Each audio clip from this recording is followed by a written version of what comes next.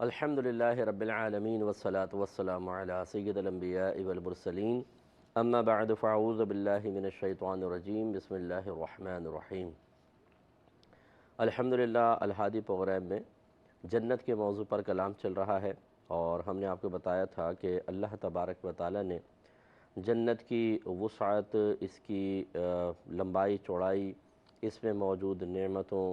اور اس میں رہنے والوں کے احوال کے بیان کے ساتھ ساتھ ان امور کو بھی ذکر فرمایا ہے جو جنت میں جانے کے سلسلے میں معاون ہیں، اور ان کی جانب مخالف ان افعال کا بھی تذکرہ ہے کہ جو جنت کی راہ میں بہت بڑی رکاوٹ بن سکتے ہیں۔ ہمارا مقصود اصلی، مقصد حیات اللہ تبارک و تعالی کی رضا کا حصول ہے۔ اب اس راہ میں جو بھی چیز رکاوٹ بنے گی، ہمیں اس سے دور ہونا چاہیے تاکہ مقصود اصلی کے حصول میں کسی بھی قسم کی رکاوٹ یا تاخیر پیدا نہ ہونے پائے۔ یہ ایک سمجھدار آدمی کا کام ہوتا ہے۔ ایک طالب علم اگر پڑھتا ہے تو اس کا مقصود اصلی لاسٹ اپنی ڈگری اور اس کے بعد اس فیلڈ سے وابستگی ہے، وہ بھی اچھے عہدے کے ساتھ۔ تو جو اپنے اس ٹارگٹ پہ نگاہ رکھتا ہے اور مسلسل محنت کرتا ہے، آخر ایک دن کامیاب ہوتا ہے،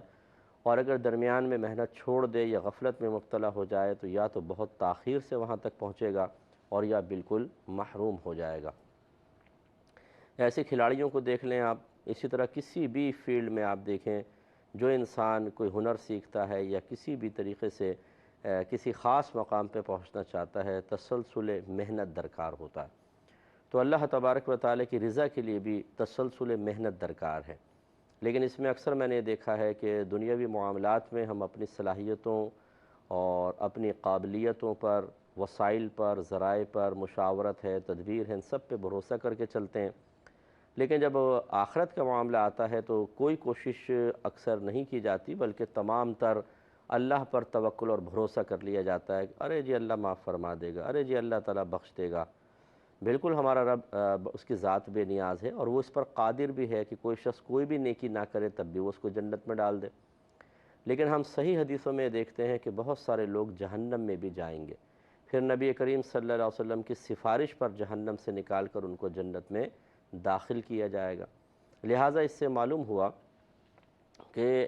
آپ کے ہمارے بارے میں بھی اس میں شامل ہوں، آپ بھی ہیں، اللہ کا کیا فیصلہ ہے،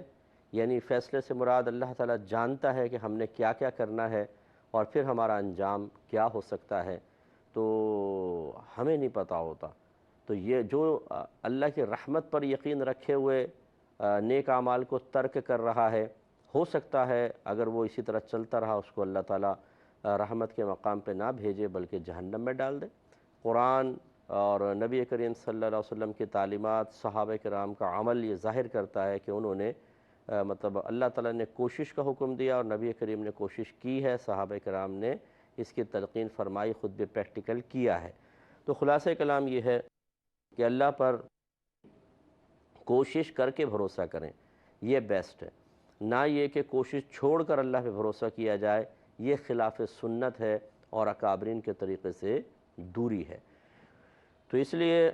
مختلف آیات آپ کی خدمت میں ذکر کر رہے تھے۔ اب سورۃ المؤمنون میں اللہ تبارک و تعالی نے شروع میں ہی مومنین کا تذکرہ فرمایا، اور پھر ان افعال کو بیان کیا کہ جو مومنون کو جنت الفردوس کا وارث بنا سکتے ہیں، اور ان کا بھی ذکر کر دیا ضمن میں ہی کہ جو اس سے محروم کر سکتے ہیں۔ تو یہ آیت ہماری چل رہی تھی۔ اللہ تعالیٰ نے فرمایا قد افلح المؤمنون،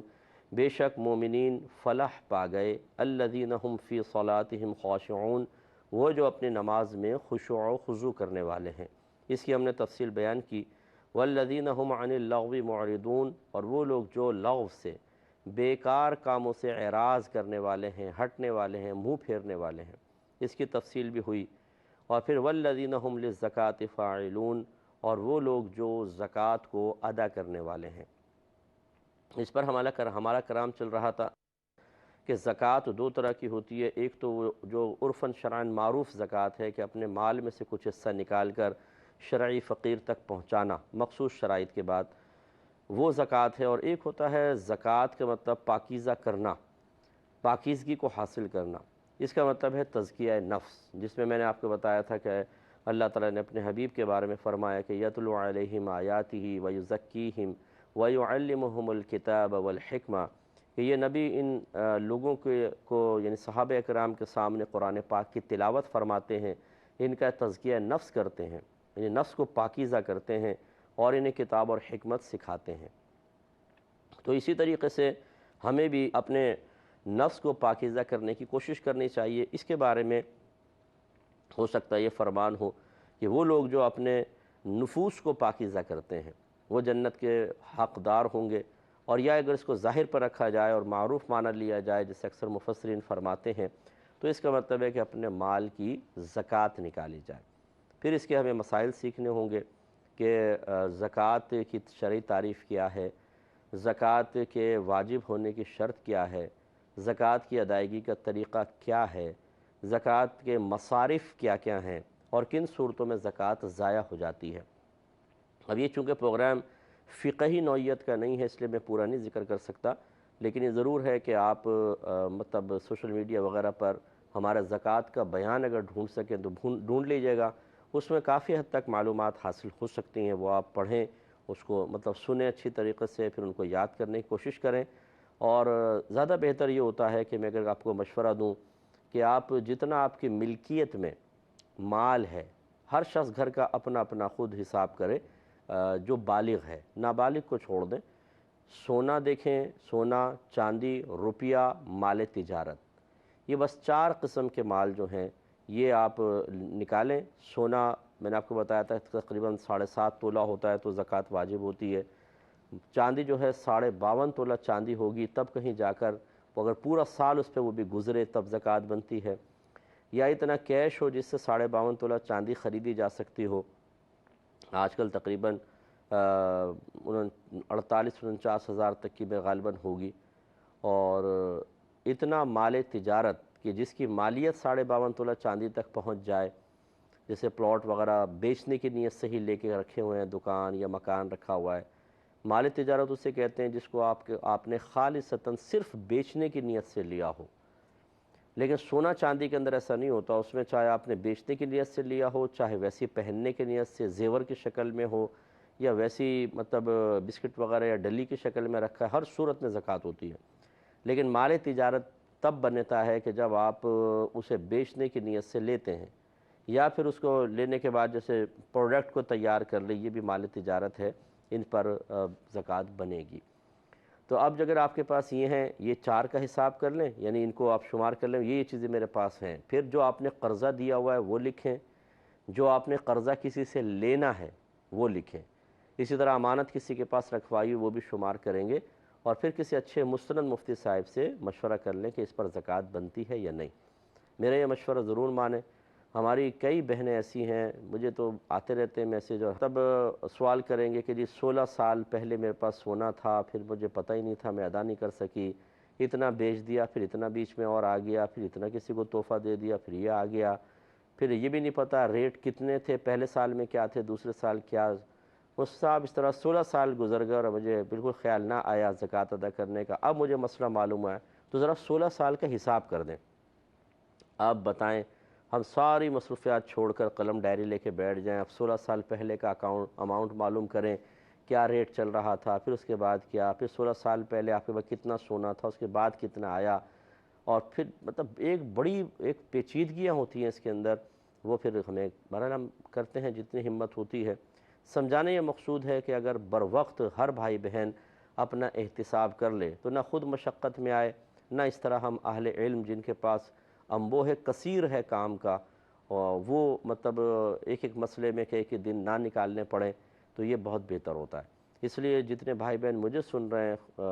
جو ہم سے عقیدت رکھتے ہیں یا احترام کرتے ہیں علم کا، تو ان سے میں سب سے گزارش کرتا ہوں کہ خدا را اپنے مال کا حساب کریں۔ اگر اس مال میں غریب کا حق ہے اور آپ کے مال سے وہاں تک وہ نہیں پہنچ رہا تو بروز قیامت اس کا حساب دینا ہوگا۔ یہ جو ہماری مطلب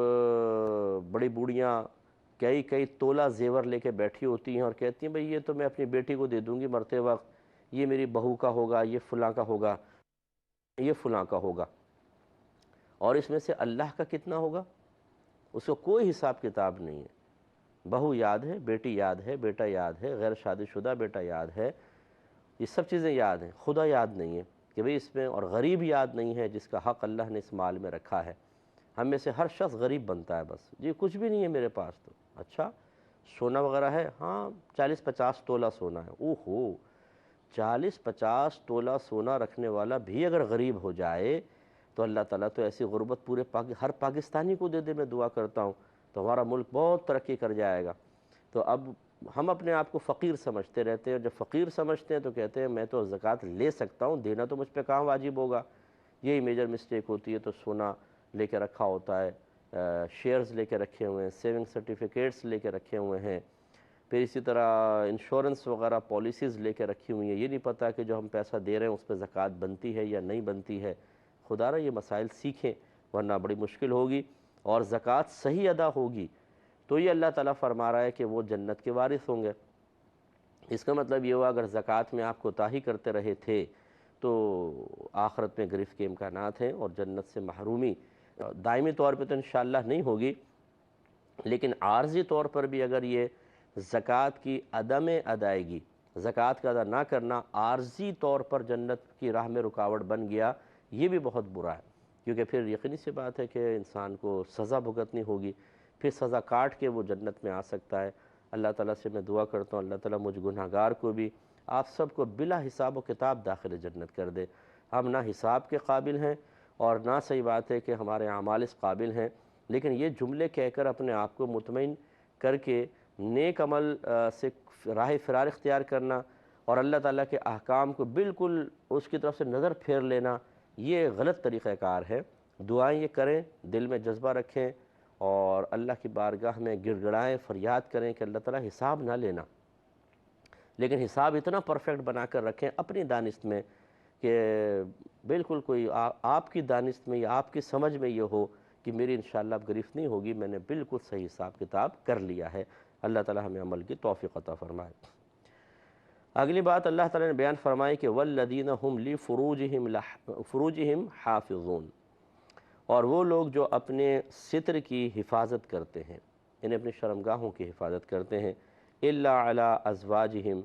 مگر اپنی ازواج پر، أَوْ مَا مَلَكَتْ أَيْمَانُهُمْ، یا اپنی کنیزوں پر، یعنی مراد یہ ہے کہ وہ اپنے ازواج کے ساتھ جسمانی تعلق کرتے ہیں یا شرعی کنیز کے ساتھ، باقی اپنے شرمگاہ کی حفاظت کرتے ہیں۔ اللہ تعالیٰ نے فرمایا فَإِنَّهُمْ غَيْرُ مَلُومِينَ، یہ لوگ ملامت والے نہیں ہیں کہ جو اپنے جو حلال طریقے سے خواہش کو پورا کرتے ہیں، ان کو کوئی ملامت نہیں ہے۔ ہاں فَمَنِ ابْتَغَىٰ وَرَاءَ ذَلِكَ، تو جو شخص اس کے علاوہ کو تلاش کرے،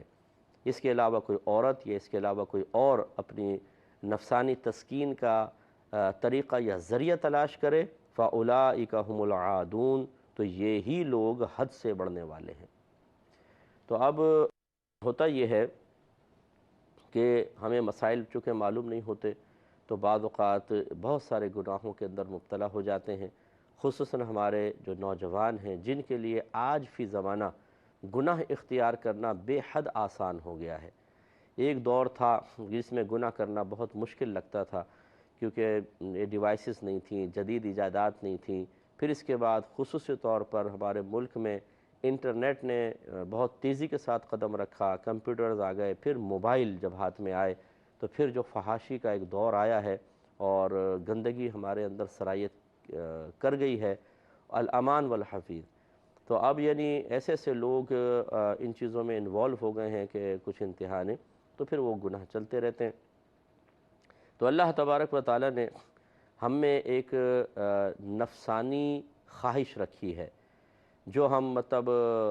جسمانی تعلق قائم کر کے ہی پوری کر سکتے ہیں، یہ ایک اللہ نے خواہش رکھی، اور اس کا مقصود اصلی جو تھا وہ توالد و تناسل تھا، کہ تاکہ اولاد طلب کی جائے، آگے نسلیں ہماری بڑھیں، اور اس سے بھی مقصود یہی تھا کہ اللہ تبارک و تعالیٰ کا ارادہ ازلی یہ ہے کہ نسلیں چلتی جائیں حتیٰ کہ قیامت قائم ہو، اور نسلیں چلیں گی تو پھر یہ کہ ان کا امتحان ہوتا رہے گا لوگوں کا، حق کے سلسلے میں، باطل کے، اسلام کفر کے سلسلے میں، صحیح غلط، نیکی بدی، ہدایت گمراہی، یہ چلتا رہے گا۔